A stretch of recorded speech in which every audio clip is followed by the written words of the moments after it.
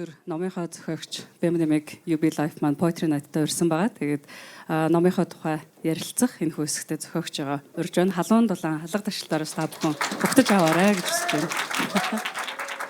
Өнөө сая тоглосон Цэнхэрлэн харагдана гэдэг дууны тухай яагаад энэ дууг сонсож тоглоулахар болсон бэ гэдгээс яриагаа эхлэе гэж бодож байна. Яг тэгэхээр битээрээс олон ярьсан. Ямар хөгжмөр эхлэх үү, ямар дуугаар эхлэх үү тэгээ бямба Цэнхэрлэн харагдана гэдээс би тэгээд ямар учиртай юм бэ гэдгийг асууж амжаагүй сая хөгжмөө сонслоо. Тэгэхээр ямар учраас энэ дуугаар энэ яриа энэ үчиг эхлүүлэе гэж бодсон бэ?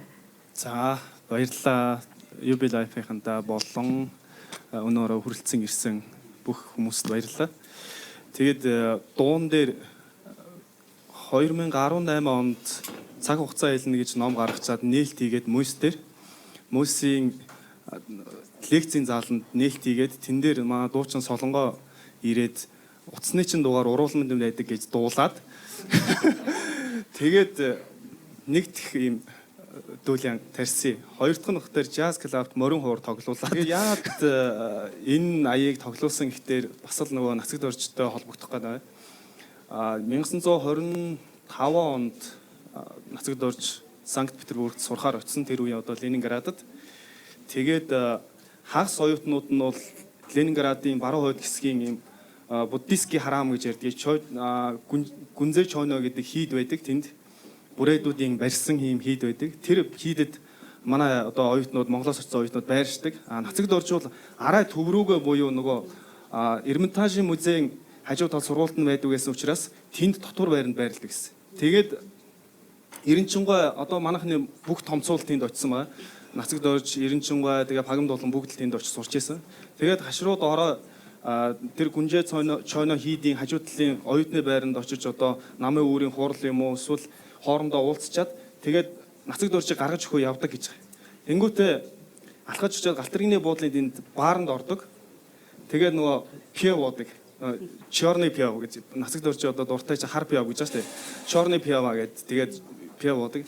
Тэгээд Эренчингой нэмгэснээр бол тэгж явах тэр үедээ жоохон халамцаад ирэхээр нацагд орж дандаа энэ Цэнхэрлэн харагдана гэдэг дууг дуулдаг байсан гинэ. Тэгээ өөрийнх нь ярьснаар бол энэ дууг цаазаар авахуулах гээд явж байгаа хүн яг цаазаар авахуулах гээд одоо баригдаа явж байхдаа уулсыг хараад за эрхчлөө гүгүүлсэн юм дуу. Би намайг тавьчихаасаа би эрхчлөөсөө чөлөөтөөж болоосоо хэрэг тэгвэл ийм хайртай үнтэйгээ тэр Цэнхэрлэн харагдах уулын нэртээ очиж амьдрах юмсан гэсэн. Тэгээ хизээж ирэхгүй тэр эрхчлөөг хүсэн тэмүүлж дуулж байгаа байхгүй. Тэгээ нацагд орж жоохон хадаад ирэхээр энэ дууг дуулдаг байсан юм аа. Сүүлд бол нацагд орж тэр учиртай гурван толгой дөөрөө юугаа жүжигэ бичгтэй бол энэ дууг одоо оруулсан юм билэ. Яг тэр жүжигэ бичих үед нь ч гэсэн хаширвал нэлээд тийм одоо баригдсан, байцаагцсан өөрөө ч гэсэн эрхчлөөнүүд хэцүүхэн тийм үе байсан юм билэ. Тэгээд өнөөдөр та бүхэнд энэ дууг сонсгоё гэж бид ярилцж байгаад ингээд морин хуурчаа урж ирж тоглосон. Би номыг хамгийн эхлээд надад унших гад ингээд номоо эхлүүлж хат юм сонирхолтой санагдсан хэсэг нь та бүхэн яад юм бол мэдэхгүй байна. Би ном уншихаараа эхлээд нэг юм оршил өмдгөлийн харчмаар санагдаад идэг. За бүр үгүй маа гэхэд нэг тухайгийн ч юм уу интернетээс нэг уншаад энэ юун тухай юм болоо гэд нэг юм товч ойлголт аваад тэгээ эхлэмээр болдог. Тэгээд Дурсамжийн газрын зураг гэдэг номыг эхлүүлэхээс шууд нэгдүгээр бүлэг рүүгээ нэгтсэн байхгүй. Тэгээд би өмнөтгэлийн орхичлоо одоо гэж бодоод хууц алгасчиж эргүүлсэн чинь өмнөтгэл байдгүй. Тэгээд ямар сонио өмнөтгэлгүй ном бэ гэд гайхаад эхэлсэн. Гэхдээ шууд угаасаа нэгдүгээр бүлэг гээд замд гарсан ерөнхийдөө түүх тэмдэглэлээр эхэлчихэж байгаа учраас тийм ч их төрж бодлох ч юм уу өмнөтгэл өгүүлээд авах бол шаардлага байгаагүй.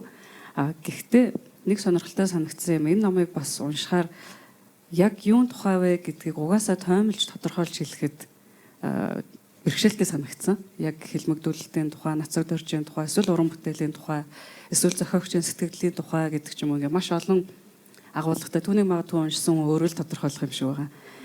Тэгэхээр уншсан хүн өөрийнхөө одоо санааны хэрээр түүнийг ойлгох болов. Гэхдээ 6 жилийн өмнө найрагчийн мөрөөр, нацагд оржийн мөрөөр явъя гэдэг сэтэл таны дотор яг юу байсан юм болоо гэдгийг би мэдмээр санагдсан. Номыг уншаад бол би өөрийнхөө тодорхой яг энэ агуулга нь хамгийн надад тод туслаа даа гэж ойлгосон. Гэхдээ тийм юм ба 6 жилийн өмнө энэ замд гарыг ийм бүтээл хий энэ мөрөөр одоо ингэж явъя гэдэг тэр үүтгэл сэтгэл чиний дотор яг санаа нь юу байсан юм болоо? Бүр анх санаагаа олсныг ярих юм бол ахаад тэндээс урагш нь дахиад 5 жил болчихж байгаа байхгүй. Тэгээд хамгийн анх яг уу ийм одоо зохиогчийн амьдарчсэн сурчсэн газруудаар аялсан нэг тийм Эрнест Хемингуейн тухай нэг баримт кино үзчихсэн. За тэр киног үзчихэд за бас ингэж явбал гоё юм байна да. Энэ хүн одоо Монголын хувьд хэн байж болох вэ гэсэн чинь нацаг дөржл байгаа байхгүй. Тэгээ бодож явж байгаад ажил амьдралын шаардлагыг ингээл нөхцөл бүрдэхгүй байж бол яг 5 жилийн дараа л тэр 19 оны 1 сард аялалд гарч байгаа юм л дээ. Ер нь бол анх тийм амар сүрхий их юм ботсон юм байхгүй. Ерөөсөө хамгийн хүчтэй төрсөн нь бол миний хувь хүний одоо сэтгэл зүйн байдал байсан баг.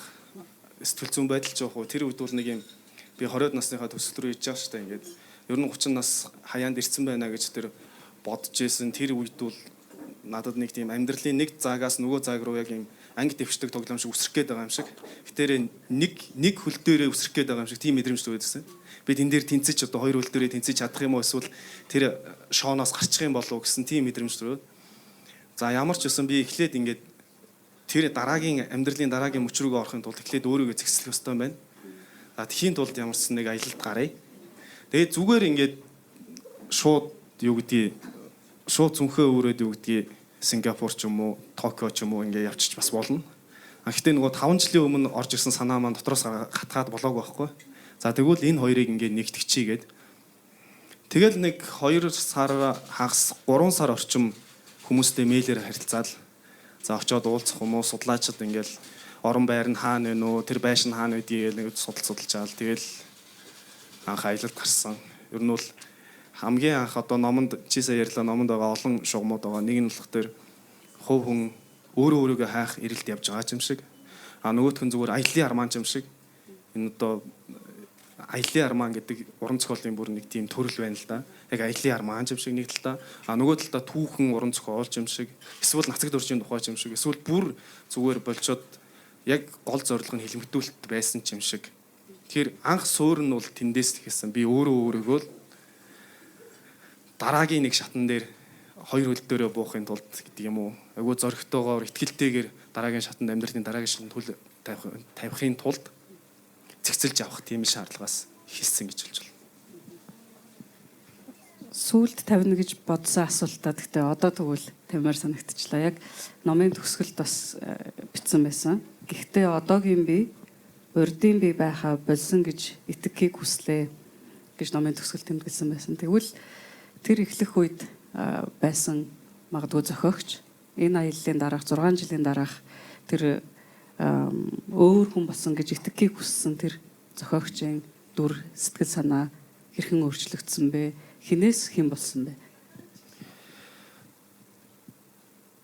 Яг би өөрөө яваад тэр аяллаа дараа өөрийгөө олоод нэг сүртэй амир гэгэрцсэн юм бол байхгүй гэж бодож байна. А зүгээр энэ номыг бичих явцад бол тэр олон хүний түүхийг хараад тэнд нэг давтагдчихсэн юм нь бол тэд нэр ямар амар нөхцөл байдалд амьдарч ирсэн юм бэ? Ямар ч хаашаа гарцгүй нөхцөл байдалд яг над шиг ингэж за би одоо амьдралынхаа дараагийн шатанд гарах гэж гэдэг юм уу те? Би одоо яах вүлээ гэж ингэж амар уужуу бодох тийм зав чөлөө тэр хүмүүст байсан уу? Эсвэл маргааш цааслуулах уу? Маргааш 15 жилийн хорих ял авах уу?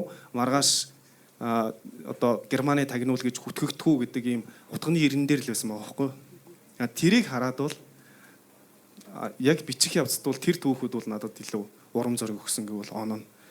Ялангуяа за ямарваа нэгэн зүйлийн өмнө тулгараад ирэхэд зоригтойгоор өөр дотроо юмаа нуугаад өөрөөсөө зугтаад юмыг аргацаагаад ингээд яваад байгаа шууд ихцлээд нүрт тулчих тийм урам зоригийг өгсөн гэвэл тэр өөрсгдсөн бол тэгж л өөрсгдсөн байна. Айгаад бэргээд байгаа юмтайгаа шууд очиод нүр тулчих, улаан нүрээр тулчих тийм л өөрчлөгдсөн би одоо чамтай нүр тулаад сууж байна. Ингэж нүр тулж хардаг чинь нөгөө ял хүлээлгдэг бас нэг арга гэж эндээс уншсан шүү дээ. Ямар амар юм бэ? Нүүрэлдүүлэх гэдэг байна шүү дээ. Тэг нүүрэлдүүлэх. Сая тэгээд хэлж гин зөрөгтэй болсон гэдэг. Тэр уншсан надад хүртэл бас нөлөөсөн. Би яг л тэгж бодсон. Яагаад гэхээр тэр хилмигдүүлэлт, тэр байцаалт, тэр ял тулгаж хахад тэр залуусын одоо тэмдэглэл бичвэрийг ингээд уншихаар огтхон ч юм мохсон шинжгүй гэх юм уу да. Эсвэл ядаж мэдээж яг зарим нэг нь ингээд мохсон байгаа нь тий. Гэхдээ бид мохох учиргүй, бид ямар гим хийсэн юм, энийг шүүмжлэлт сэтгэгч нь юу нь буруу байгаа юм, энэ улс орон хаашаа яваад байгаа юм бэ? Бид бол зөвийг оюун санааг түгээж байгаа гэдэгтээ юм маш бардам итгэлтэй. Түүнийхээ төлөө тэр байцаагчдын өдөөс асар зоригтой. Ямар сандаа дараа нь байцаагчийн тэмдэглэл бас байгаа тий. Хамаагүй одоо эднэртэй үг сольж болохгүй шүү. Энгийн номхон одоо ял хүлээдэг хүмүүсээс наадвал чинь шал өөр. Өөдөөс сөргөж асуулт тавиад байх нь айгүй хэцүү байдаг гэх. Тэгэхээр ял тулгаж байгаа байцаагчийг хүртэл одоо буцаагаад өөрийг нь эвгүй нөхцөлд оруулах тийм л оюун санаа, тийм л зориг байсан юм байна. Тэгэхээр надад төрсэн сэтгэл бол өнөөдөр ч гэсэн бид нар оюун санаагаар манлайлж тэргүүлж байгаа гэхэд одоо бидний нийгмийн өнөөдрийн хүмүүс ч гэсэн тийм зориг сэдэлтэй байх юм бол бас болох ёстой байна гэдэг надад ч гэсэн тийм урам зориг төрсөн. Тэгэхээр тийм өнөөдөр тэр л хэрэгтэй юм шиг санагдсан. Тэгэхээр чамд бас өнөөдөртөө ингээд харьцуулахад зөвхөн өөрт олж авснаас гадна өнөөгийн нийгэмд бас ямар бодол сэтгэл төрсөн бэ түүнээс үүдээд. Тэгэд энэ сэдвээр ном биччихээр хүмүүс их гайхаад байх шиг байна. Яг ийм түүхэн сэдвтэй номч нэлээд нас төгсөө байна бичдэг юм шиг үлээ шүү дээ. Тий. Ядаж нэг 50 шүргээд ч юм уу тий. Түүхэн армаа гэдэг. Гэтэ би энийг бол түүхэн армаа гэж нэрлэхгүй байгаа тий.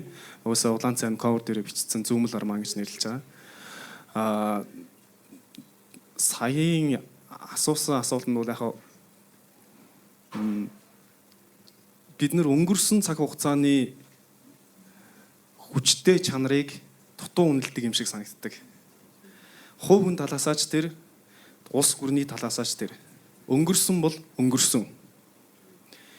Тэгээ бодоод байх тэр бүх улс оронд түүх судлал байдаг. Бүх улс орон 10 жилийнхаа сурвалж түүхээ судалдаг гэсэн хэрнээ. Тэгвэл ирээдүйн судал гэдэг хичээл хаана хизээ байдгийг мэдэхгүй. Яг үнэндээ бид нэр өнгөрснөөс ямар нэгэн зүйлийг тодорхой чиг баримжаа авч эсрэг чиглэл рүү налхачаад их. Хувь хүн дээр ярихад дурсамж ч гэсэн яг адилхан. Тэр дурсамжийнхаа хүчээр юм уу? Эсвэл тэр дурсамжаараа баримжаалж бид нар харанхууд байлаа гэхэд тэмтчиж алхачаад их. Тэрийг тэмтчиж байгаа арвал бидний дурсамж өнгөрсөн түүх. Тэгэхээр өнгөрснөөс юуг сурч болох юм бэ? Өнгөрснөөс юуг авч болох юм бэ гэдэг санаан дээр бол би тэр хүүхдүүдийн тэр хэлмэгдсэн 30 гаруй мянган хүн байгаа гэж ярьдаг. Тухайн үеийн хүн амын бол 5.1% гэж түүхчид тэмдэглэсэн байдаг. Тэр хэлмэгдсэн хүмүүсийн өчөөхөн хэдэн хэсгийг нь тасалж аваад л энэ түүхэнд оруулж ярьсан гэсэн үг. Тэгэхээр бид нэр өнгөрсөн түүх рүүгээ эргэж нэг хараад тэрийг ирээдүйд дахин давтахгүй тулд өнгөрснөө ахаад өнгөрснөөсөө түүхээсээ суралцаад явах ёстой юм болов уу гэж ойлгож байгаа. За дараагийн асуултанд маань баг хариулчлаа. Гэхдээ би дахиад дэлгэрүүлээсэй гэж бодоод байна. Танхимд цугласан хүмүүстэйгээ бас би хуваалцахыг хүсэж байна. Жишээ нь энд одоо нэг хэлмэгцэн нэг хүний ач хүүгийн бас хэлсэн үг байсан тийм. Өөрийнхөө номон дээр бичсэн гэдэг мартаж болохгүй гунигт түүх гэж байдаг. Мартаж болохгүй, сорвжиж арилаагүй чин сэтгэлийн угаас үүнийг бичиж суунаа гэд өөрийнхөө номон дээр бичсэн ингээд. Тэгээ яг саяны ярьсан хэлмэгдүүлэлтийн тухай ингээд надад ч гэсэн би дараа нь л бас ойлгосон. Бид нар айгүй юм бага ярьдаг юм шиг санагдсан. Өөр газар оронд очоод за миний санаж байгаагаар Казахстан, Киргиз одоо би юм хоёр ангийн найзтай байсан. Тэд нартайгаа ангийн ингээл бүхэл оюутнууд нөгөө улс орныхоо түүхийг ярих нэг юм сар болгоно нэг өдөр байдаг. Тэгээд тэр оюутнууд бол эхлэхдээ дандаа манайх тэдэн хүнийг маань хэлмэгдүүлсэн. Бидний үг түүх одоо бидний хөгжил тийм учраас 100 жилээр хоцорсон. Одоо бид тийм учраас ингэдгээ гэдэг ч юм уу ингээд дандаа яриагаа тэгж эхэлдэг. Тэгээ би бодсон байхгүй. Тэгэхэд нэг юм гимшилтэй юм шиг нөгөө талаас мэдгүй байгаадаа жоохон бас юм хэцүү. Тэр чинь судлаагүй учраас те ингээд нийгмээрээ хилцдэг нэг оюутан шууд хүнтэй уулзаад ярилцдаг ийм зүйл биш байгаад байна л да. Тэгэхээр энийг эргээд бид нар ярих усна нь надад бас маш олзуурах ууштай. Энэ тухай мэдэх эндээс хэрэг зүйл маш олон байсан. Тэгэхээр үүнийг бас ярихын ач холбогдлыг дахин дэлгэрүүлж хэлж өгөөч. Яг энэ одоо архивын маш олон баримтыг судалсан шүү дээ, тий. Яг чиний сая жишээнд дурдж байгаа тэр хүү бол ээж аав нь баригдаад цаазаар ахуулаа явцсан. Дараа нь аавтай нь холбогдуулаад ээжийн одоо тухайн үеийн нийгмийн аюулаас хамгаалах яамны одоо байцаагчд гадаа нь гэрийнх нь гадаа ирээд уулзъя гэдээ дуудсан байна. Ээж нь нүмгэн одоо дээлтэйгээ нүмгэн гараад ингээд уулзаад түр уулзчээ гэдээ дуудсан учраас нүмгэн гараад уулзсан чи тэр жигээр нь барай авцсан. Тэгэхэд гэртээ үлдсэн 2 настай ганцаархны гэртээ үлдсэн 2 настай охиноос харсан хүн тэрий. Надтай ярилцсан тэр хүн бол. Тэгээд хэд хоногийн дараа бараг тэр хүүхдийг харангадах гэж байхад нь хамаатнууд нь хинтигээс ирж авсан. Тэгээд тэр хүнийг төрүүлсэн байгаа тэр. Тэгэхээр энэ бол зүгээр л нэг байдаг энгийн л түүх. Энийний цаана бүр маш аимшигтай түүхч байгаа. Тэр хилмигдүүлэлтийн бүх одоо дурсамжуудыг байцаагчдын мэдлэгийг уншаад үзэх юм бол. Тэгээд одоо миний энэ гаран дээр ингээд сорив байна. Хүн ярьж байгаад чи над гараа яатсэ гэдэг бол би зүгээр л тэр болсон процессыг л дурдна. Гутгаар хэсэгцээ. Эсвэл юм авч байгаа төмрөн зүсцээ. Хизээч тэр сонсож байгаа хүн тэр хүний тухайн үед өвдөжсэн өвдөлт тэр цусны үнэр юм уу? Тэр эсгсэн одоо шархан хөндөөрлжсэн юмд сөргөөд хорсожсэн тэр мэдрэмжийг авч чадахгүй. Хилмигдүүлэлтэд бид нэр яг л ингэж ханддаг юм билээ. Хилмигдүүлэлт гэдэг ганцхан үгийг ярианы хачир болгоод хаана ихтэй бид нэр дурдаад өнгөрдөг. Хилмигдүүлэлтийн үеэр тэгдэг байсан гинлээ, ингэдэг байсан гинлээ гэдэг. Гэхдээ энэ бол оюун санааны өвдөчтөр, бие физиологийн өвдөчтөр дааж давшгүй асар их шаналлыг хідэн үеэрээ туулсан. Зөвхөн нэг хүний үхэл биш байгаа байхгүй. Төрөний жишээн дээр хахад эхнэрийн барай авцсан. Хүүхэд нь үлдчихэж байгаа. Хүүхэд нь том болоо сургуульд орлоо гэхэд хүүхдийг нь буцаагаад урагчийн хүүхэд, эсэргүүний хүүхэд гэдэг маягаар шоудралдаг, сургуулаас нь хөөдөг, эсвэл гудамжинд хүүхдүүд барьж аваад чулууддаг. Ийм цаг үеийг туулж ирсэн. Тэгэхээр бид нэр юу гэдгийг тэр мэдэрч чадахгүй байгаад улс орны хэмжээний тэр хүндүүрийг л араа илүү ойртуулж мэдрээсэ тэр өвдөлтийг жоохон ч гэсэн өөр дөрөө тусгаж мэдрээсэ тэгээд тэндээс тэр өвдөлт өнгөрсөн одоо 35 мянган хүний аймаар золсон тэр өвдөлтийг ирээдүйд дахиад автахгүй тул бид нэр тэр өвдөлтийг жоохон ч гэсэн мэдрээсэ гэдэг үгнээс ер нь яг номоо бичиж байгаа хавцтай бол тэр хилмигдүүлэлтийн сэдв эхлээд жижиг юм жоохон байсан л та. Яг нацаг дөрж дөрөө төвлөрсөн. Нацаг дөрж баригдаад шоронд байх хугацаанд яаж байцаагчсан тэр тухай байсан. Тэгээд бичиж байгаа хавцтай бол ер нь нэлээд дэлгэрүүлээд бүр нөгөө сурагчдын бүхэл хэмжээнд болгонгуудаа номынхоо тал хувийг ер нь хилмигдүүлэлтийн сэдв рүү шааж нэлээд дэлгэрүүлж бичсэн. Яагаад гэвэл энэ бол миний одоо бичих ёстой, гаргаж ирэх ёстой, хүмүүст хүргэх ёстой дуу хоолой магадгүй юм байна. Тэрнээс бол миний тэр нөгөө эхэлж байгаа тэр өөрийгөө олох гэж хаагаад байгаа бол явж явах замдаа улс орны тэр дурсамж руу гулгаад орчиж байгаа байхгүй хөндөр дурсамж руу. Тэгэхээр би түрүүн тэр хүчрхэг болсон гэдэг шалтгаан нь бол би зөвхөн хувь хүн гэдгээсээ илүүтэй улс орон гэдэг бүхэлдийг нэг зүйлийн өмнөөс бодож, харж, амхандаа шаналж тэгж л энийг төслөхийг хичээсэн л гэж хэлэх юм байна л да. Одоо бодоод исэн чи. Тэгээ надад бас нэг сонирхолтой одоо юм яг би жишээнд юм хүм бас айхтар бичдэг хүн биш учраас юм creative writing энэ төр мэдгүй байна л да. Гэхдээ надад нэг төрсэн сэтгэл юм баримт чигээр нь хүүрнэх гэх юм уу да. Энэ их онцлог санагдсан. Зарим одоо түрүүн дахиад хэлсэн номыг тодорхойлоход айгүй хэцүү. Номыг тодорхойлгож хайрцаг нь тийх хэцүү байгаатай адил заримдаа түүх уншихаар надад нөгөө дүгнж хэлж өгөөд идэг. Гэтэл энэ дээр бол бүх баримтыг судалсан. Гэхдээ юу гэж дүгнэх вэ гэдэг миний эсвэл уншигчийн те таны асуудал байгаа байхгүй. Гэхдээ маш баялаг те. Тэгэхээр ингэж бичих юм бас онцлог арга барил нь юу байдаг юм бэ?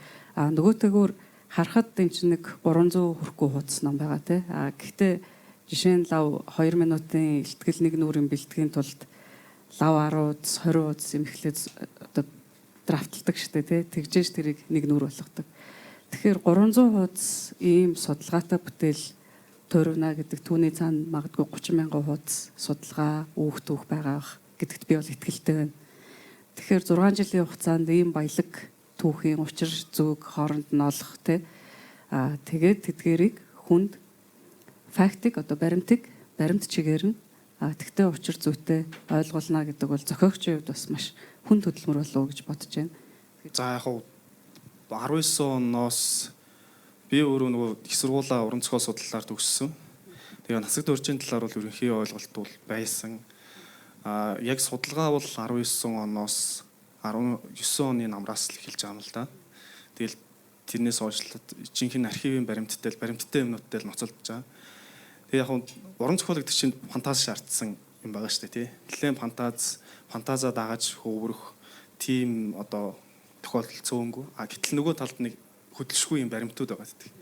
Хамгийн хэцүү зүйл нь тэр хоёрын балансыг олох гэсэн. Нэг бол сэтгэл хөдлөл юм уу төсөөлөлтөө автаад дүрслээд амар фантазлаад уран зохиол хийж гээдэг. Нөгөө талдаа болохоор баримтаа барингууд модон болчиход идэв. Яг ингэжээ 1926 онд хүүхдүүд Герман руу явжээ. Тэгээд Санкт Петербургийн гүнзэж өнөө эдэд очиод ингээ амарчээж гэдэг юм уу. Ингээд яг юм модон юм болчих гээд. Тэгээ хамаг цаг хугацаа бол яг тэр нөгөө бичлэгийн хэлбэр планс дээр л авсан байлээ. Гол юмнууд нь л. Тэгээд номын хамгийн ихний драфт бол 360 эд ууц юм би редактор шилжүүлж өгсөн. Тэгээд яг 100 ууцыг гассан хүн тэр баруун талд тэр наашаа хараад юу ч болоогүй юм шиг сууж байгаа. Номын ерөнхий редактор. Миний номын ерөнхий редактор. Гэхдээ редакторын үгнээс бол нэгэнт л итгэж редакторлогоо өгсөн бол редакторын үгнээс гарах ёсгүй. Тэгээд 100 ууцаа асуулаад одоо та бүхний өмнө 260 ууц ном л байж байгаа нь. Бид хоёрын хооронд бол нэг 100 ууцны асуудал байгаа. Тий. Ер нь яг хуу түүхийг түүхэвээр нь бичих ажлыг бол түүхчид хангалттай хийцэн. Миний хувьд бол арай өөрөөр би нэг мэргэжлийн түүхч биш. Гэхдээ судалгаагаа бол яг бүрэн хэмжээнд өөрийнхөө хэмжээнд бол яг одоо боллоо гэсэн хэмжээнд хийчихэд энийг өгүүлэх хэлээвэл яг уран зохиолын хэл, сэтгүүл зүйн хэл хоёрыг тэнцвүүлж авч авъя гэсэн тийм л санаа байсан. Эхний нөгөө аялалд явснаас хойш ирэнгүүтээ 14 цуврал нийтлэл бичсэн шүү дээ. Тэгээ тэрэндээ автахгүй бол тэрийгэ бүр ингээд устгаж агаад тэгээ бүгдийн шинээр эхэлж шинэ бүтцээр бичсэн. Тэр нь бол аль тал руу сэтгэл хөдлөлд автахгүй тулд яг тэр уран зохиол баримт гэсэн хоёр зүйлийн пластик тэнцвүүлэхийн тулд тэгж нэлээд цаг хугацааг авсан гэж бодож байгаа. Тиймээс ч нөгөө номын маань шугам бол хоёр шугамар зэрэгцээ өрнөж байгаа. Орчин үе болон түүх гэсэн. Тэгээ нэг нь бол сэтгүүл зүйн бичлэгийн хэлбэртэй. Ер нь аян замын тэмдэглэлч юм шиг. Эсвэл ер нь сэтгүүл зүйн бичлэгийн хэлбэрээр бичигдсэн. Нөгөөх нь бол яг уран зохиолын илүү нөгөө дөрүүдийн монолог хэлбэрээр бичигдсэн. Дотоод сэтгэлийн одоо өчөл гэж яриад байгаа шүү дээ. Орчуулгатай тийм хэлбэрээр бичигдсэн. Тиймэрхүү бүтцтэй ус эцтэй. Тий, энийг тэгээд нөгөө зүүмэл роман гэдэг ба шүү дээ. Би зүүмэл наах энэ төр гэж байдаг лөө дээ. Тийм ерөөхдөө утгаар сонсч байснаас биш. Яг зүүмэл роман гэж сонсож байгаагүй болохоор их гайхаж шохоорхсон. Тэгээ унших явцад надад нэм кино үзэж байгаа юм шиг санагдсан. Би амьдралдаа нөгөө тийм ном уншиж үзээгүй болохоор тийм кино бол үзсэн. Одоо нэг цаг үе гарлаа. Одоо магадгүй жирэлцлээ те. Эргээд түүх үе дээр очлоо гэдэг ийм хослмол хэлбэрээр яваад. Тэгээ зүүмэл гэдэг нь гэхдээ бас зөвхөн энийг хэлээгүй юм шиг байна. Зүүмэл гэдэг үгийн утгаар бодоод үзэхээр те. Тэгэхээр яг ямар учиртай бас ийм төрөл бүтээлийг хэлдэг юм бол уншихтаа бид бас юуг анхаарах хэрэгтэй вэ? Яг тэгэхээр нөгөө энэ номыг унших заавар гэдээ хүртэл байлаа шүү дээ тий. Тийм яг номынхоо бичлэгийн хэлбэрийг тодорхойлсон дээр нэлээд олон сонголт байсан. Нэг талдаа нөгөө аяллаа арман гэж алдартай төрөл байгаа л да. Зохиолчид аялсан тухайга бичдэг. Аяллахаа үйл явдал, аяллаа явцад төрж исэн сэтгэлээ бичдэг. Аяллаа арман гэж нэг төрөл байна. Эсвэл номон дээр одоо нэг байгаа юм нь бол тэр тусдаа юм QR хөгжим оруулж өгсөн. Тэр талаараа бол яг хуу текст, медиа хоёр хосолцсон байгаа байхгүй юу? Медиа новелч гэж хэлж болохоор, медиа романч гэж хэлж болохоор тэнгууд хамгийн одоо гүйцэд илэрхийлж чадах юм нь бол яг хуу тэр зүүмэл арман гэдэг хэлбэр болчихж байгаа. Зүүмэл арман гэдэг маань бол ихэнх зохиолыг нэг шугамн дээр нэг лайныг дагаад үйл явдал нь өрнөдөг кино шиг эхнээсээ төгсгөл хүртэл нэг хүний бүтэн амьдрал ч юм уу те. Нэг үйл явдлыг төгс бүрэн дуустал ч юм уу. Зүүмэл арманы нэг онцлог нь бол хэсэгчилж уншиж болдог. Та хэд зөвхөн одоо яг орчин үеийнхэн лайнуудыг уншаад явж болно. Тэгвэл зөвхөн миний лайныг дагаал явчихна гэсэн. Зөвхөн түүхэн лайныг нь тусад нь уншиж болно. Эсвэл бүлэг бүлгээр нь тусад нь уншиж болно. Тэднийг нийлүүлээд нэг зохиолгоод уншиж болно. Бичлэгийнхаа хэлбэр талаас бас баримт, архивын баримт, сэтгүүл зүйн бичлэг, эссе бичлэг тэр бүх бичлэгийн төрлүүдийг нэг том бүхэл зохиол дотор нэгтгэж байгаа бас зүүмэл арман гэж хэлдэг. Тэгэхээр бүтцийнхаа талаас бол хамгийн илэрхийлж болмоор нь надад бол зүүмэл арман гэж бодогдсон. За яг хүмүүс бол энд чинь баримтат уран зохиол, баримтат ном юм биш үү гэж асууж магадгүй. Гэхдээ баримтат буюу орчин үеийн тэр хэсэгтээ ч гэсэн зарим тохиолдолд уран сайхны хэлбэрүүд явж байгаа учраас би нэг бол уран зохиолын бүтээл гэж үзсэн илүү онох байх л гэж бодож байна.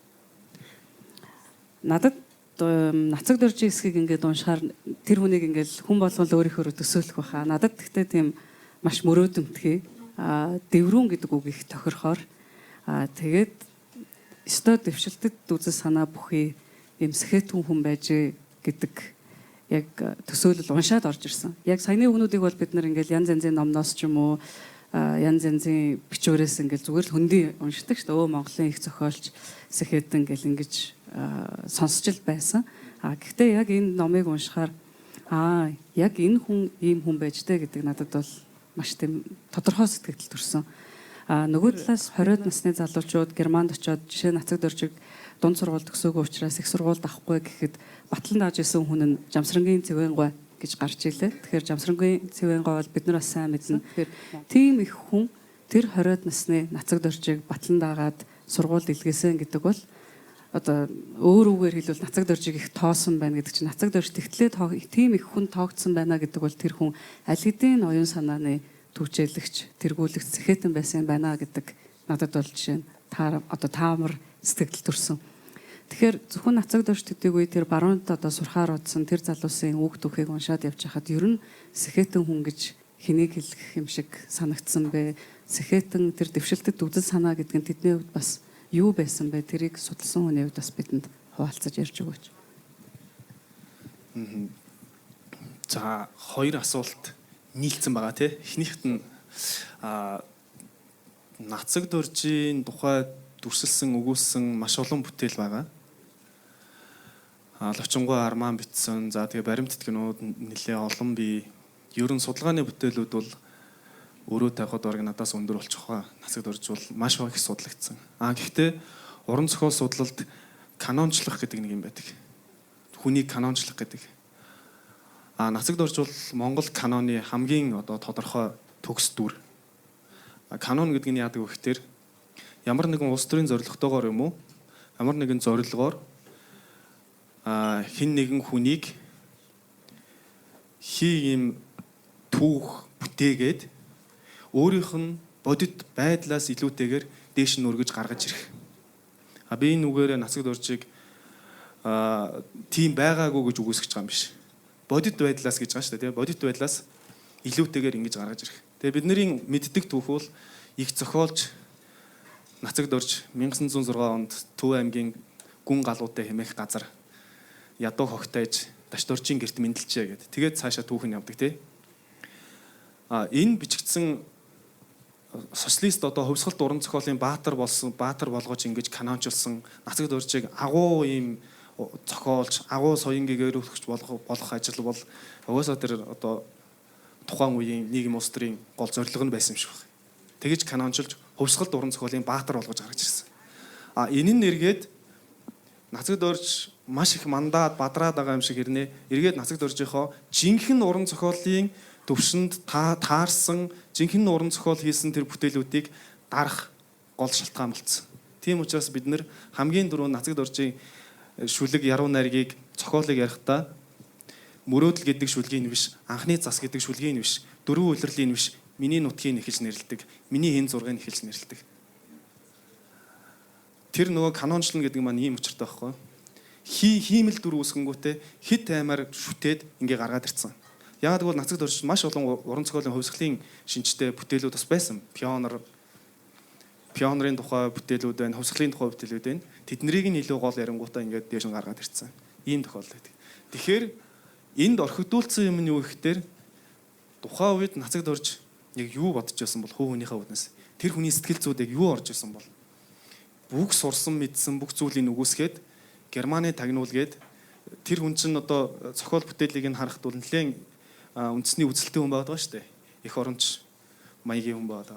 Тэгэнгүүт тэр бүх зүйлийг нь үгүйсгэнгүүтээ Германы тагнуул гэж шоронд ийгээд ялах шалахгүй хэрэг тулгаад ингэнгүүт тэр хүний дотор яг юу өрнжсэн бол. За тэгээд тэрний хажуугаар маш олон үйл явдлууд гарч байгаа. Хайртай бүсгүйгээс нь салгах, албаар салгах, хооронд нь ингэж одоо юугаар байцаалтаар яс хайж хооронд нь салгах гэдэг юм уу. Эсвэл одоо сүүлд суусан тэр Нино Жастаковагийн хоошоо Орос руу буцаасан ч гэдэг юм уу. Тэгээд араас нь явуулна гэж амлцгаад яг баг маргааш хуу явлаа гэж яхад нь явахыг нь хориглоод тэгээд эцэст нь одоо нас орж байгаа тийм харамсалтай түүх байгаа шүү дээ тий.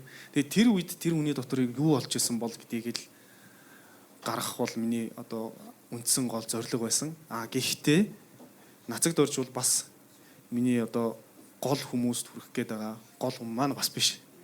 Зүгээр энэ түүхийг өгүүлэхийн тулд сонгож авсан нэг дүрэл гэж ойлгох хэрэгтэй. Тэгээ хүмүүс бол намайг нацагд оржийн тухай бүтээл ном бичээд байна гэж ойлгосон. Би бол зүгээр энэ номынхоо нэг дүрийг л нацагд орж болгож авсан болохоос яг гол зорилго маань бол бас нацагд орж байгаагүй. Зүгээр тэр үеийн сэхэтэн тэр үеийн нүд нээгдсэн байсан хүмүүсийн нэг нь нацагд орж учраас тэрийг гол дүрээ болгож одоо түүхээ тэр хүнээр дамжуулан хүүрэнсэн л гэсэн үг. Хоёр дахь асуулт болох дээр энэ дээр би одоо баг ном гарсныхаа дараа хүртэл үргэлжлүүлээ дахиад бодсон. Яагаад тэр хүүхдүүдийг 13 настай 13-аас 17 настай явсан байгаа тэр 35 хүүхэд нацагд орчтой зүг явсан 35 хүүхэд нацагд оржвол хамгийн ахмад нь 20 нас урчижсэн. 6 он төрсөн гэдэг чинь 1926 оны намар явсан. Яг 20 настай явж байгаа байхгүй юу? 11 сарын 17 төрсөн гэхэд чинь 20 нас арай хүрээгүй 19 настай Герман руу явсан. За тэгээд буцаж ирэхдээ хамгийн бага нь 16 настай одоо дээдлийнх нь нэг 20 шүргэж ирсэн ийм хүүхдүүд буцаж ирж байгаа. Буцаж ирээд өөрсдөө сурсан мэрэгчлэр одоо хэвлэх үйлдвэрийн анхны ажилтнууд болж байгаа. Зарим нь хөтөр номын сангийн анхны ажилтнууд болчихж байгаа. За ингээд зоо техник, геологи гэд бүх салбарт намдаггүй гэхэд л анхны театрын одоо найруулагчаар ажиллаж эхэлж байгаа шүү дээ шууд.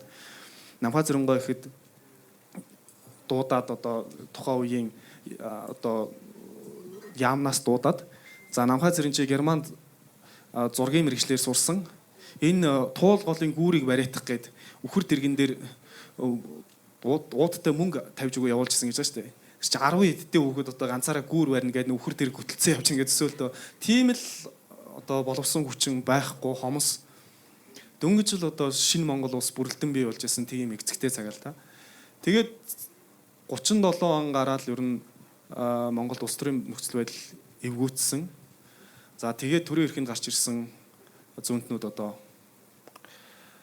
баруунд сурсан буюу хөрөнгөтөн оронд сурсан дамдөржийн хүүхдүүд баруунднуудыг барьж хорих байцаах гэдэг ажил үндсэндээ эхэлж байгаа. Тэгэхээр энэ олон удаагийн тэр байцаалт 40 хэдэн онд хамгийн сүүлийн удаа таслахад хамгийн их одоо ялыг авсан тэр Берлин Батбачир гэдэг гэрэл зурагч нь тэр хүн бол 25 жилийн ял авсан. Дараа нь Наваа Юндунга 20 жилийн ял авсан. Хамгийн бага нь 3 жилийн ял авсан. Намдаггүй 10 жилийн ял авчихсан. Ингээд бодоход тэр зөвхөн дасалсан нэг удаагийн дасалсан тэр. Тэрнээс гадна бол 1 2 жилээр 6 сараар 5 сараар байцаасан нь бол нэлээд олон удаагийн байцаалт байхгүй.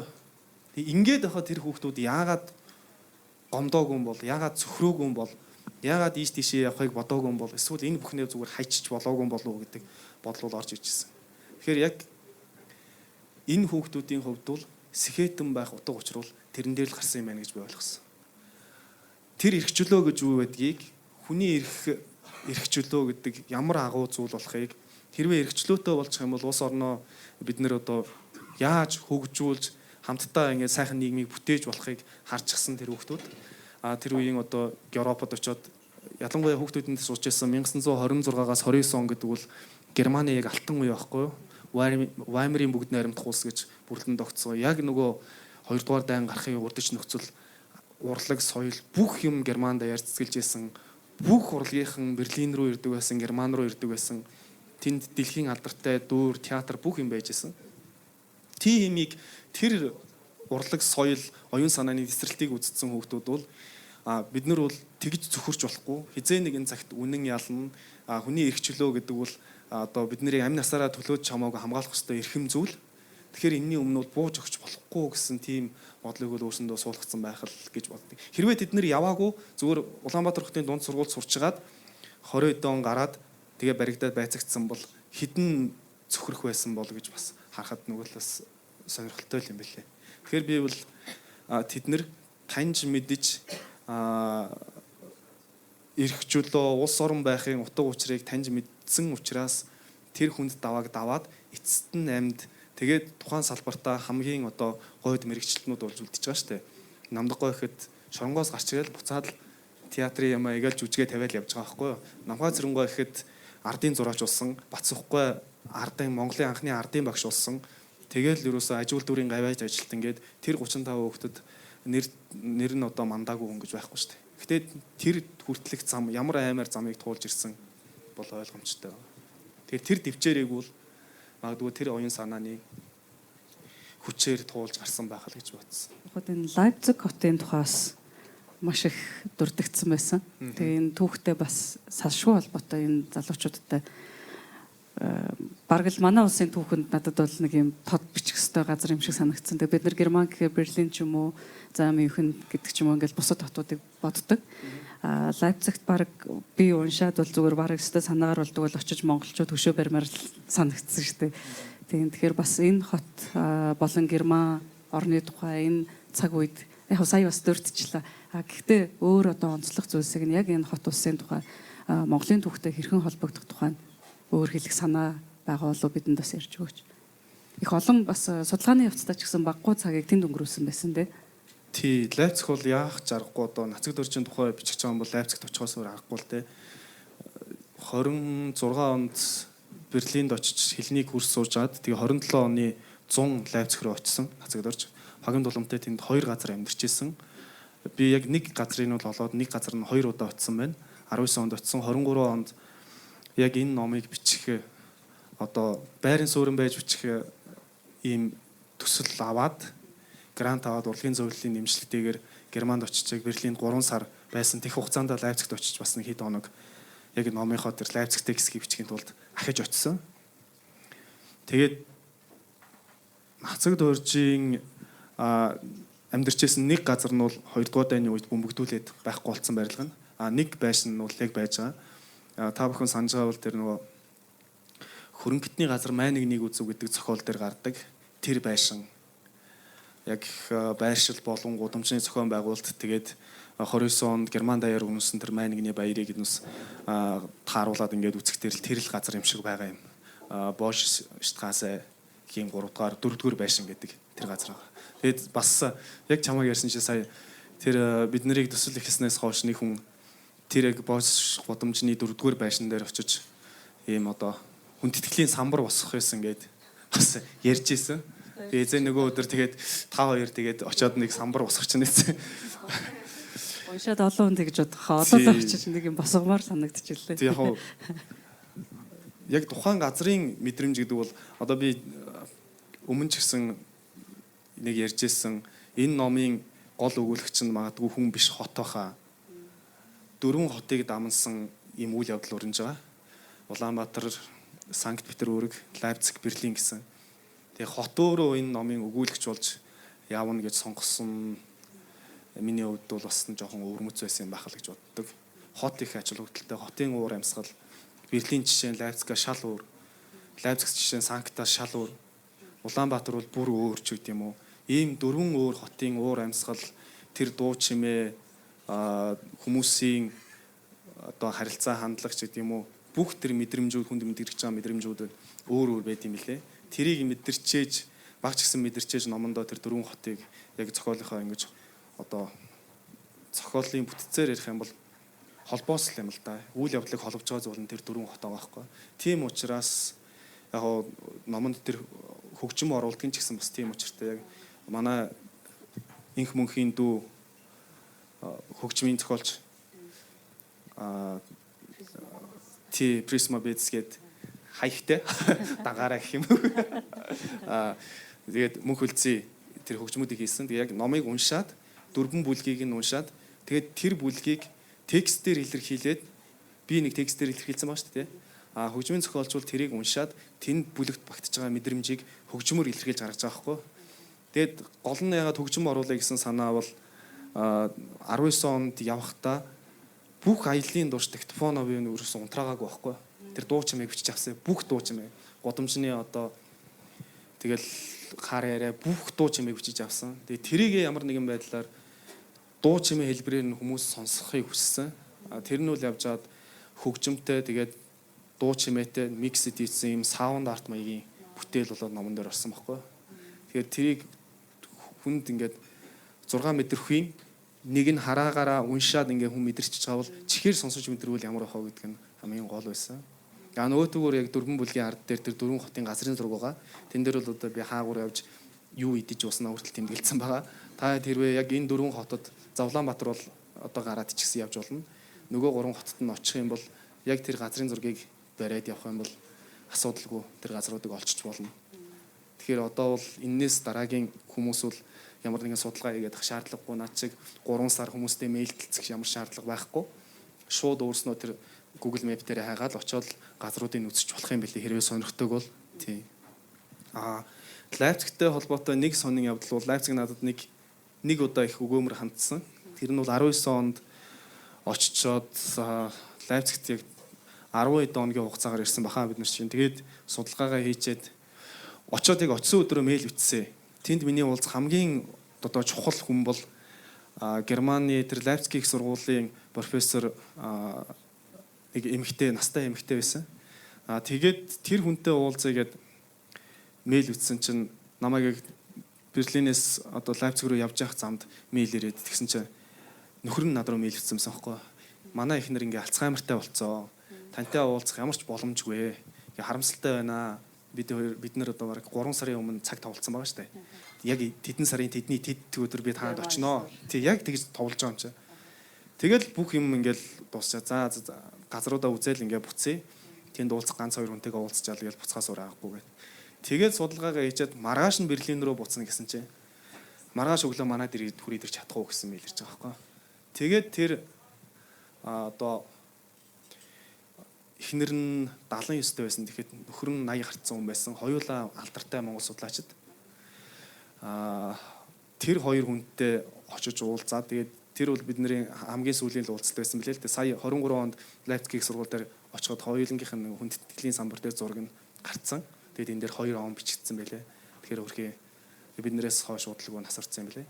Тэр 2 хүн бол тэр ялангуяа эхнэр нь бол Нацаг Доржи Германд яг юу хийж ирснийг маш нарийн судалсан цорын ганц хүн байсан байхгүй. Яг юу хийж амьдарч байсан, юу сурсан тэнд, хинтээ харилцаж ирсэн гэдгийг. Тэгэхээр бид нар бол яг хуу Нацаг Доржийн түүхийг илүү үнэн бодтоор баримттайгаар харах нь илүү чухал юм билээ. Төрөний хэлдэг шиг тэгэж нөгөө канончилсан хувилбараар харах юм бол хайрлах биш улмал хий хоосон дүр бүтээгээл байх гэсэн үг юм лээ л дээ тий. Тэгээ Лайпциг тийм надад тэгж их өгөөмөр хандсан. Тэгээд тэр хүнтэй уулзсан нэлээдч надад одоо хэрэгтэй баримтуудыг хэлж өгсөн, хэрэгтэй санаа хэлж өгсөн тий.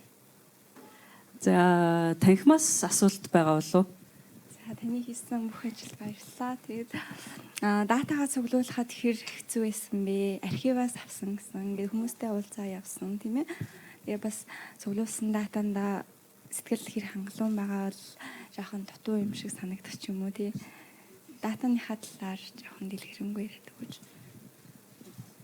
За Монгол улсын төв архивт байгаа баримтуудын бол ер нь одоо үлдээгүй байх гэж бодож байна. За мэдээж судлаачдын номыг бол үлдээхгүй гэчээсээ ер нь бол бүгдийг ханлуулсан баг. За судлаачид болон судалж байгаа яг Нацаг Доржид дагнж юм уу энэ хүүхдүүдээр дагнж судалгаа хийсэн хүмүүстэй бол ихэнхдээ нүүр тулж уулзсан. Уулзна гэдэг бол миний хувьд маш чухал байсан. Зүгээр номыг уншиж биш. Тэр хүний сэтгэл хөдлөл, мэдрэмж, тэр хүний эргэлзэж байгаа зүйлийг олж сонсгол хамгийн чухал байсан. Номыг уншаад бол хаанаас ч уншаад болчих штэ тий. Тэгэхээр түрүүн тэр Герман эмэгтэйтэй очиж уулзах заавал тэрийг яагаад очиж уулзах гэдэг хичнээн мянган километр цаг зав мөнгө зарцуулаад ингээд явж байгаа гэдэг бол тэр хүн нацаг дуршийн талаар ямар юу мэдэрсэн, юу дутуу санагдаад байгаа юм. Яг таны асуусан шиг юу нэргэлзээтэй санагдаад байгаа гэдгийг өөрийнх нь амнаас өөрийнх нь царайг харж агаад яг нүүр тулаад ингээд царайных нь хөөрлийг харж агаад асуух нь аюул чухал байхгүй. Архивын баримт бол архивд очиод юугаа шүүгээл сүултээ өгөөл тэгэл гаргаж ирээл үзчихнэ. За архивын баримтан дээр бол мэдээж нөгөө нэг монгол бичгээр бүгд монгол бичгээр бичсэн байгаа учраас их бичгийн талын судалгаанууд нэлийн нарийн юмнууд харах хэрэгтэй. Жишээ нь одоо би тэр боозч гудамжны 4-р байшин гэдгийг олохын тулд төв архивд байгаа цагтлаас нь олж байгаа байхгүй юу? Цэвэн жамсраан руу явуулсан нацаг дуржийн цагтлын үн дээр Лайпциг хот боозч гудамж 4-р байшин Бек гэдэг айлынхаас бичлээ гэдгээ хаягаа тэгээ бичсэн байхгүй. Тэгэхээр би тэргээр нь дагаж очиж тэнд очиж байгаа байхгүй. Тэгэхээр баримт гэдэг бол надад ингээ хөтөлж явах хамгийн гол чухал юм болчихж байгаа. За Германы тэр төв номын сан дотор бол бас яг хуу хийништэй холбоотой зарим баримтууд бас байгаа. Тэрийг үтсэн. За тэгээд архивын баримтаас гадна гол үндсэн зүйл бол ерөөсөө л нөгөө тэр сурагчдын хүүхдүүд, тэрийг судалдаг хүмүүс дандаа аман ярилцлагууд. Тэгээ тэрийгээ сонсож тэндээс мэдсэн мэдрэмжээр тэндээс сонссон зүйлээр тэмдэглэж авч. Тэр судалгаа бол хамгийн чухал байсан миний хувьд бол. Баримтууд бол байдаг газараа байж л байгаа. Тодорхой, товч өгөө тодорхой яг ингээл хар дээр цагаан дээр хараар байж байгаа. Тэр хүмүүсийг олж, хэнийг олж, хизээ хинтээ уулзах уу, ямар асуулт тавьж юуг нь яриулах уу гэдэг л хамгийн чухал. Жохон хэцүү ажил байсан. Ялангуяа аав ээжийнхэн тэр түүхийг үр хүүхдүүдээр нь яриулна гэдэг чинь бас хэцүү шүү дээ. Настай болцсон улсууд бол сайн уу юм ба. За сайн байна уу? Сайн байна уу?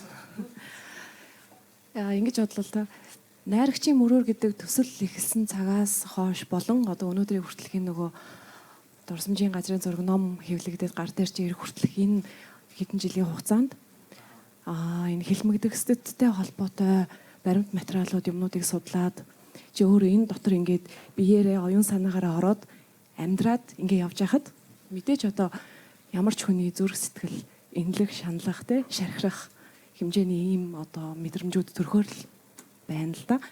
Тэгэхээр чиний хувьд энэ хугацаанд уйлсан юм уу? Уйлсан уу? Тэгээд бас ер нь тэр өөрийнхөө зүрх сэтгэлд мэдэрсэн харуулсал шаналлыг одоо яаж имчилж эдгэж дарж одоо үди зэрэгтэй сууж авъя. Юмаа бичиж чадахгүй л уйлсан баг та. Энэ хавуу чухал асуулт байна л да. Би нөгөө түрүүн эхлээд миний номын хувилбар бол нэлээд хөнгөн хувилбар гарсан л да. Миний ер нь гол нуруу нь бол миний аяллаа тухай. Тэгээд нацаг дуржийн мөрөөр ингээ аялаа явж байгаа нэг товчхоноор хэлэх юм бол эморсон залуу байгаа байхгүй юу? Тэгээд номоо бүр өөрчлөөд уран зохиолын хэсгийг илүү олон болгоод хоёр шугамтай болгоод яг хэлмэгдүүлэлтийн хэсгийг нь бичиж эхлэх тэр үед бол яг зулаагийн асуусан шиг аюу хүнд байсан. Яг тэгвэл мэдхгүй ер нь цаанаасаа л надад ерөөсөө явж өгдөггүй. Хэрвээ явах юм бол нэг ганц хоёр хуудас бичээд амар ядарсан байдаг. Яг чин үннээ хэлэхэд бол уйлсан хэсэг байхгүй. Гэхдээ сэтгэл дотор бол амар хүнд байсан. Зүгээр би ягаад ч юм нэг 2 3 хуудас бичээл аюу ядраад байдаг байсан. Тэр нь бол тэр нөгөө асар олон хүнд түүхүүдийг, хүнд нөхцөл байдлыг уншиж харж тэрийг тэгээд нөгөө буулгахын тулд өөрөө тэнд төсөөлж тэгжээснаас болсон болов уу гэж бодож байгаа. Яг хүүрнэл яг зохиолчийн хувьд бол би чинь миний хүүрнэлийн анхны ном болж байгаа. Тийм учраас тийм ч айхтар туршлагатай зохиолч биш. Сэтгүүл зүйн үүднээс бол багсаах туршлага байгаа. Зохиолчийн хувьд бол яг хүүрнэл талдаа бол ийм туршлагатай биш учраас ер нь бол яг тэр хэлмэгдүүлэлтийн хэсгийг бичихд бол надад нэлийн хүнд байсан. Би физиологийн хувьд ч сэтгэл санааны хувьд ч тэр нэлийн хүнд төсөл байлд бичсэн. Яг энэ ном төрний хэлсэнчлэн хөнгөн гарччул болохоор байсан. Тэр 14 нийтлэлээ нэлийн уртсгаж бичээд тэгээд яг ийм амар одоо юу гэдгийг романтик аялал нэг ийм залуу одоо 100 жилийн дараа нацаг дуржийн амьдарчсэн газрыг дагаад ингээд хот дамжаад эмороо явж байгаа ингээд тэр хугацаанд өөрийнхөө дурсамжуудыг ингээд урсаа явж байгаа зүгээр л ийм айгу хөнгөн гоё ном хүмүүс аялахтаа бариад ингээд зөвхөн өөрөө гараа авчдаг тийм ном болгож болохоор байсан. Гэтэ эцэстээ юуны шийдсэн нь бол тэр нөгөө тал хувийн яг хилэмгдүүлэлтэд зориулсан. Тэрнийхээ шанг хүртээд тэгээд их утсан бахал гэж бодоод байгаа шүү дээ. Тий. Тэр хэсгэл нэлээд их цаг хугацаа авсан да. Яг уу бичсэн л юу эдгэрэл болсон байгаа та. Бичээ дуусгацсан л. Тэгээ хэрвээ дуусгаагүй тэгээд дунд нь орхицсан бол тэгэл шаналал явж явах байсан баг. Тэрийг бичээ дуусгацсан л одоо ингээл идэх гээл сууж байна шүү дээ. За бас энэ бүхэн сайхан дуусах нэг зүйл нь олон хүн нэг л ингээд ном болоод гараад ирж байгаа юм чи олон хүнд хүрээсэй гэж хүн боддог. Сайн зарагдаасаа гэдэг үг ерөөсө тохирдгүй. Зүгээр л хүмүүс уншаасай, аваасай гэж боддог. Чи ч гэсэн тэгж бодож байгаа гэж би бодож байна. Гэхдээ одоо юу гэдэг намайг тарчлаасан, намайг зовоосон, намайг ийм хувь тавилангаар алхуулсан энэ мэрэгжил боловсролыг үзээ ядж гин гэд хүүхдүүд орхиагүй штэ. Тэгвэл энийг одоо ингээд 100 жилийн дараах хүмүүст одоо хүргэх баримтуудыг цуглуулад эмхлээд сайхан ном болгож гаргах яг өнөөдрийн цаг үед энийг ингээ хүмүүс аваад авахгүй ч байсан яах вэ, бичихгүй ч байсан яах вэ гэдэг бодлыг үл орхин бичсэн хамгийн гол сэтэл чинь чиний хувьд яг хэний байр суурь байсан бэ? Сэтгүүлч юм уу? Утга зохиол шүүмжлэгч, судлаачийн чинь юм уу? Зүгээр ингээд энэ урлагийн зөвлөлөөс одоо стипенд авсан хүний хувьд юм уу те?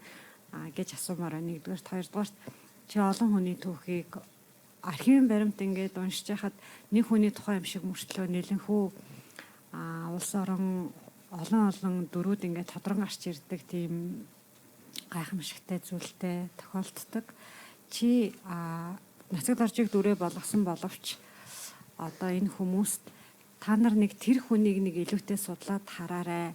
Тэр хүний амьдрал нь миний номонд одоо дүр болж одоо тий хувь эзлэг одоо хангалттай хувь эзлэггүй ч гэсэн тэр хүний түүх бол өөрөө уран зохиол юм аа. Тэр бол өнөөхөө аимшигтай гэгэн одоо романтикч гэдэг юм уу? Одоо юу айгу драматик талаасаа ч юм уу яг ийм дүр юм аа гэж хэлэх юм байх вэ? Тэрийг хэлээч. Эхний асуултанд бол би хүнийхээ үүднээс бичиж дуусгасан л гэж хариулмаар байна. Эхэндээ бол би нэг сонирхолтой санаа олцоод тэрийг гүйцэлдүүлэхийн тулд ажил хэрэг болохын тулд явж исэн. 19 оны би бол тийм л байсан. Ирсний дараа бол би 14 цуврал нийтлэл бичгтээ сэтгүүлчийнхээ үүднээс бичсэн. Яг энэ номын тухайд бол ялангуяа номоо шинээр тэр тал хэсгийн хилэмгдүүлэлттэй холбож тэр хүмүүсийн амьдралын хар бараан түүхийг оруулж ирээд бичгийг шийтсэн тэр мөчөөс бол яг хүнийхээ үүднээс за би энийг нэгэнд хэлсэн бол энэ түүхийг аль болохоор хүмүүст дуултахаар хүмүүсийн үзэж харж болохоор ингэж илэрхийлж гаргая гэдэг тийм л бодол төрсөн надад бол. Гэтэ энэ одоо энэ дээр дурдж байгаа нацаг дорж болон бусад 35 хүүхдийн тухайн асуудал биш. Энийг нөгөө бичгийн тулд би энэ маш олон хүмүүсийн түүхийг үзсэн байгаа шүү дээ, тий. Тэр бүх хүмүүсийн тэр шаналл, зовлон нэг одоо уншаад чадхаараа мэдэрсэн тэр мэдрэмжээ хүнийхээ үүднээс л за би энэ түүхийг бол зайлшгүй одоо ном болгож гаргах ёстой байна гэдэг үүднээс бичсэн учраас хүнийхээ үүднээс л бичиж дуусгасан. Яг төсгөл хэсэгтээ бол хүнийхээ үүднээс л хандсан гэдгээр илтгэлтэй байна. Эхлэл хэсэг нь бол яг уу залуу хүний сониуч зан нэм нэг төсөл хийгээд ингээд явбал сонирхолтой байх гэдэг үүднээс дунд хэсэгтээ бас сэтгүүлчийн үүднээс надад сонирхолтой санагдчихсэн. Яг төсгөл нь бол хүний үүднээс би энэ түүхийг зайлшгүй хүргэх ёстой байна гэдэг зүйлээр төгсгсөн.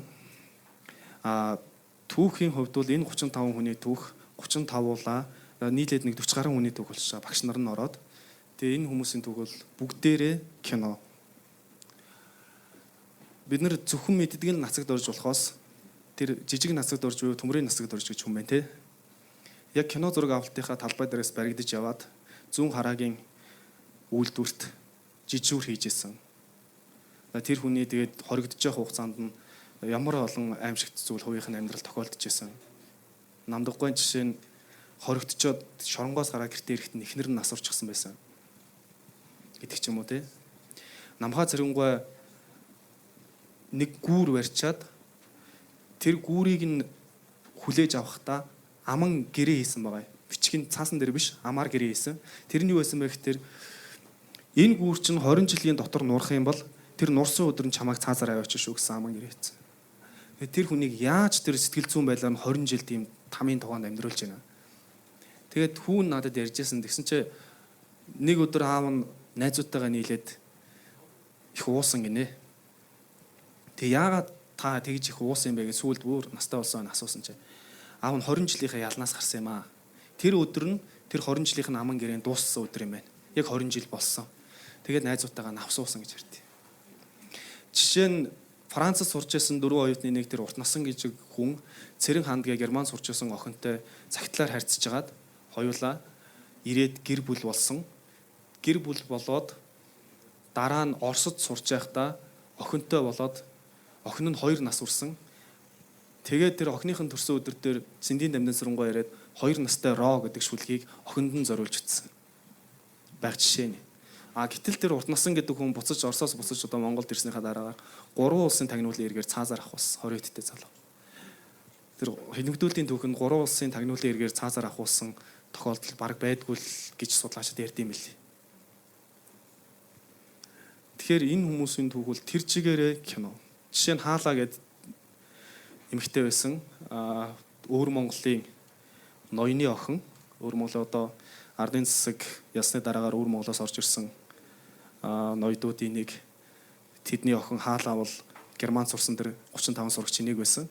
Тэгээд хүүхдүүдийг Герман айлд сургах зорилгоор маш олон айлд хуваарлж өгөхөд Хаалаа бол нэг шоколадны үйлдвэртэй айлд одоо хуваарлагдаж очсон. Тэр айлынх нь үе тэнгийн нэг хөвгүүн байж л дээ. Тэгээд хөвгүүн бол өөрөө Сангвартан сүмийн одоо Сангвартан болохоор суралцж байгаа. Тийм залуу байж. Тэгээд Хаалаа дурлаад тэгээд шоколадныхаа үйлдвэрт Хаалаа нэртэй юм шоколад хийж одоо тухайн тосгондоо гаргаж зарж исэн гэдэг юм бэл. Энэ мэдчлэнгээр тэдний хайрын түүх, хайр дурлалын гоё түүхч байгаа, аимшигтай хар бараан түүхч байгаа. Тэгэхээр энэ баг 40 эд ангитай цуврал хийхэд баг болохоор ийм л түүхүүд л дээ. Тус нь ном болоход 40 эдэн бот ном болохоор. Гэхдээ яг эднэрийг нийтэд нь судалж байгаа яг судлаачаа үүднээ судалж байгаа юм бол манай төслийн зөвлөх болт гэдэг хүн байгаа. Чимэд досор одоо жүжигчин Чимэд досор гэдэг алдартай жүжигчин байдаг. Тэрний хүү сэтгүүлч болт ах бол яг энэ хүүхдүүдийг түүхэн талаас нь судалж байгаа ийм хүн байгаа. Тэгэхээр бид нарыг яг 19 онд явчаад буцаж ирсний дараа бол 3 баг уулцсан кино баг. За нэлээд алдартай найруулагчд ч байсан, кино аягүй сайн явж байгаа найруулагчд байсан. Энэгээр кино хийя, кино зохиол бичээд өгөө гэсэн. Тэгээд за би бол одоо кино зохиол мөхөл бичиж үзсэн туршлага байхгүй таад ингээд өөрснөө хий. Бидний ингээд судлаад бичсэн юмнууд бол энэ ингээд хий гэсэн. Тэгээд одоо хийж байгаа мó эсвэл тэр санаагаа орхисон юм уу мэдэхгүй ямар ч байсан. Хинэнч барьж аваад дахиад ном бичсэн, дахиад кино хийсэн хангалттай түүх энэний цаана ингээд харагдаад байж л байгаа. Зөвхөн өчөөхөн хэсгийг давч ингэж төлөөлүүлж бичсэн гэдэг гэж ярьсан маань тэр тийм учиртай. За баярлалаа. Би сүүлийн асуултыг асуух гэсэн. Тэгээд сүүлийн асуултаа жоохон хийрхүү асуулт асуунаа гэдэг. Надад уншаад дуусахаар сая яг инхэгч хэлсэн шиг 100 жилийн дараа бид нар өнгөрсөн түүхээ эргээд ингээд унших. Тэгээд надад илүү боддоор унших. Дээрээс нь илүү сургамжтай санагдсан. Ялангуяа яг саяны хэлсэн шиг бас олон хүн аваасаа ч юм уу зарагдаасаа биш. Олон монгол хүн уншаасаа, олон монгол хүн эндээс сургамж одоо ухаарл бас аваасаа гэдэг сэтгэл бол бүр маш хүчтэй төрсөн. Тэр нь миний хувьд төрсөн хэрхүү бодол. Тэгээ шалтгааныг нь би бас хүмүүст хуваалцаж болно. Гэхдээ би тэрийг хэлж чадахгүй байхгүй. Яагаад гэвэл чи тэрийг битсэн, тойруулсан, илүү тод харсан. Надад бол уншаад төрсөн сэтгэл төр. Тэгэхээр тий одоо монголчуудад хандаж гэхээр хэрхүү сонсогдох гээд байна. Гэхдээ тий надад бол чи тэгж хэлэх хэрэгтэй гэж бодож байна. Тэгэхээр өнөөгийн яг энэ цаг үе нийгэмд өнөөдөр цаг үеэ бас их олсон санагдсан. Тэгэхээр яг энэ цагийн энэ нийгэм, энэ монгол хүмүүст энэ номыг яагаад уншаасаа гэж зохиогчийн хувьд хэлэх вэ? Монголчуудаа олуулаа ном худалдаж аваарай гэж хэлээ. Энэ нэг явдал санаанд орж байна. 20 онд нөө 21 онд бид нэг Тайванд нөгөө одоо уран бүтээлчдийн солилцооны хөтөлбөрөөр очиод тэгээд энэ Зүүн Азийн медиа арт фестивал яг Бинал тэр үед болж исэн.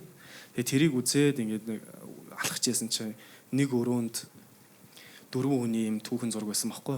Тэгээд юу юм болоог очиосон чинь Японы нэг уран бүтээлч 1800 оны сүүл 1900 оны ихэнх үеч байна да. Тэр үед Японоос яг хамгийн анх Оксфорд руу явуулсан 4 оюутны тухай байсан. Японы тэр түүхээ медиа бүтээл болгоод Тайванд тэр Биналд оролцож байгаа юм байна. Тэгэд агуу сонин тэр яг миний хийж байгаа ажилдаа давхцсан байгаа байхгүй юу?